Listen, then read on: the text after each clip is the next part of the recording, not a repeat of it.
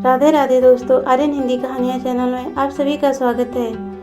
वो अनाथ हो गया था जब उसकी उम्र 8 साल की थी। सर पर से माँ बाप दोनों का साया उठ गया।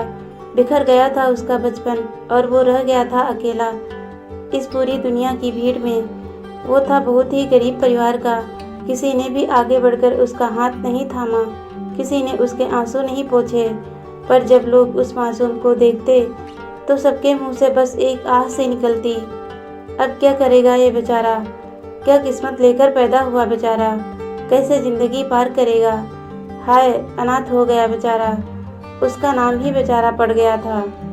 बस हर वक्त जब वह अपनी झोपड़ी से बाहर निकलता, उसके कानों में वही आवाज़ें गूंजती, सुनने को मिलती, जिसे सुनते सुनते उसका मन परेशान हो उठता। उस पर ईश्वर ने एक कृपा की थी। वो दृढ़ निश्चयी था, मजबूत इरादों वाला। माँ बाप को गुजरे 6 महीने हो गए थे। धीरे धीरे वह भी अपने को समझाने लगा था। जब वो सोता तो उसे अब सपने में माँ का कहा वाक्य कानों में सुनाई देता। बेटा, जिसका दुनिया में कोई नहीं होता उसका भगवान साथ देता है। बस यही पंक्तियाँ उसके मस्तिष्क में घर कर गई थी। वह ईश्वर के सामने बैठ रोज हाथ जोड़ता और कहता, हे भगवान, मुझे इतनी शक्ति दे दो कि मैं कुछ कर सकूं और अपने साथ साथ औरों का भला कर सकूं। ईश्वर ने उसकी बात सुन ली। अब लड़के ने मन में निश्चय किया, उसे कुछ करना है, कुछ बनना है। कच्ची उम्र, भारी काम तो वह कर नहीं सकता था, पढ़ा लिखा भी नहीं था। सो उसने हल्के काम करने शुरू किए। साहब लोगों की गाड़ियाँ साफ करता, जूते पॉलिश करता, साग सब्जी ला देता था। बदले में उसे भरपेट खाना व पगार मिल जाती थी। जितनी भी थी वह उसमें संतुष्ट था। 10 बरस बीत गए थे। अब वह जवान हो चला था। अब उसका काम पहले जैसा नहीं था, बल्कि और बड़े बड़े काम करने लगा था। वह लकड़ियाँ काटता, उनके गट्ठर बनाता और उन्हें शहर बेचने ले जाता। माल ट्रकों पर लदवाता और उन्हें सही जगह बेचता था। वह काम के प्रति पूर्ण रूप से निष्ठावान था। उसके काम से कभी किसी को कोई शिकायत नहीं रहती थी। सभी लोग उसके काम से खुश रहते थे। एक दिन की बात है, जब वह लकड़ियों के गट्ठर बना रहा था तो उसकी नज़र दूर पेड़ के पास बैठे एक लड़के पर पड़ी, जो बामुश्किल 7-8 साल का था। वह उस लड़के के पास गया, प्यार से सिर सहलाते हुए पूछा, क्या भूख लगी है? उस लड़के ने हाँ में सिर हिलाया तो वह लड़का अपना काम छोड़कर पास की दुकान से दही जलेबी व ब्रेड ले आया और उस बच्चे से बोला, लो खाओ।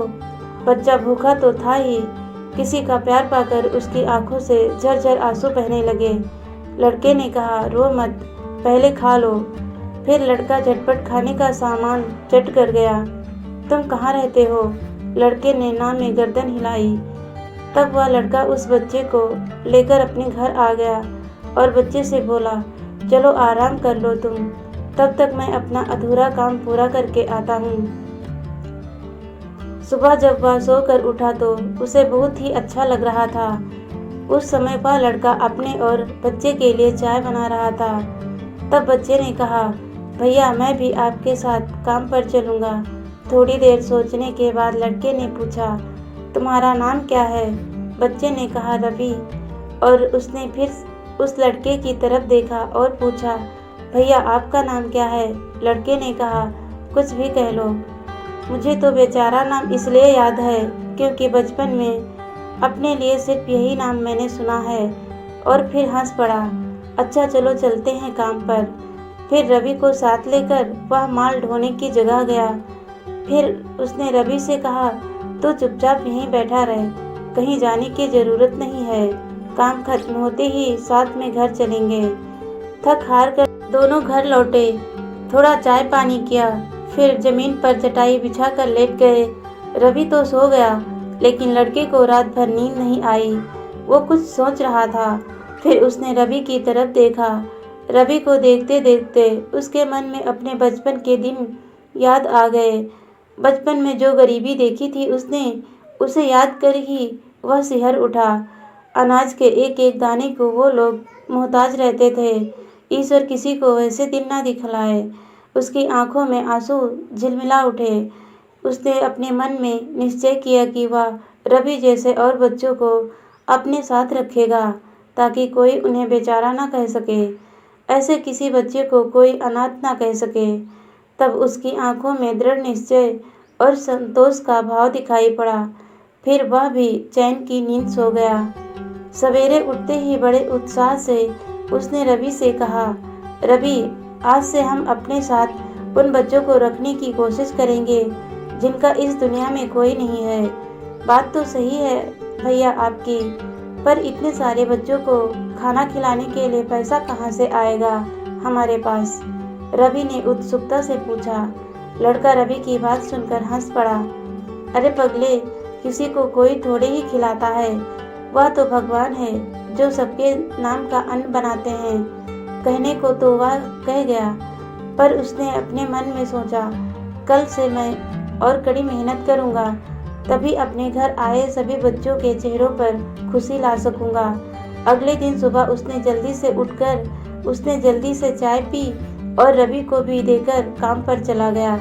वह मेहनत और सिर्फ मेहनत करना चाहता था, ताकि अन्य बच्चों का भविष्य भी संवारा जा सके। धीरे धीरे उसके यहाँ बच्चों की संख्या बढ़ती गई। बच्चे भी अपने भैया के अनुरूप ही छोटे छोटे काम करके उसकी मदद कर देते थे। अब आहिस्ता आहिस्ता उनकी खुशियों का संसार, बच्चों का चेहरा वहाँ खुशी से चमकता रहता था। पर उन बच्चों की ये खुशी भी ज़्यादा दिन तक नहीं चल सकी। एक दिन वह लड़का कुछ सामान ट्रक में लदवा कर सड़क के उस पार जा रहा था कि तभी तेजी से भागती हुई एक कार ने उसे टक्कर मार दी और वो वहीं पर लहूलुहान होकर गिर पड़ा। उसके सर में गंभीर चोट आई थी। वह वहीं तड़प कर हमेशा के लिए शांत हो गया। आसपास लोगों की भीड़ इकट्ठा हो गई। उस भीड़ में कुछ उसे जानने वाले भी थे। किसी ने चिल्लाकर कहा, अरे ये तो वही बेचारा है। तभी वहां पर उसके साथ रहने वाले बच्चे भी आ गए। शायद किसी ने उन्हें भी खबर कर दी थी उसके लिए। लोगों के मुंह से बेचारा शब्द सुनकर बच्चे चीख पड़े, मत कहो उन्हें बेचारा, वो बेचारे नहीं, हमारे भगवान थे। उन्हीं के बदौलत आज हम सब कुछ करने लायक हो गए। वो तो सभी कोई आदर्श थे, महान थे। हम सभी ना बेचारे हैं, ना ही अनाथ। उन सभी बच्चों की आंखें नम हो आई थी। उन सभी बच्चों ने मिलकर अपने बड़े भैया का अंतिम संस्कार किया और उनके घर के सामने उनकी मूर्ति स्थापित कर उन्हीं के आदर्शों पर चलने लगे। दोस्तों, कहानी अच्छी लगी तो लाइक, शेयर और सब्सक्राइब जरूर कीजिएगा। वीडियो देखने के लिए बहुत बहुत धन्यवाद दोस्तों।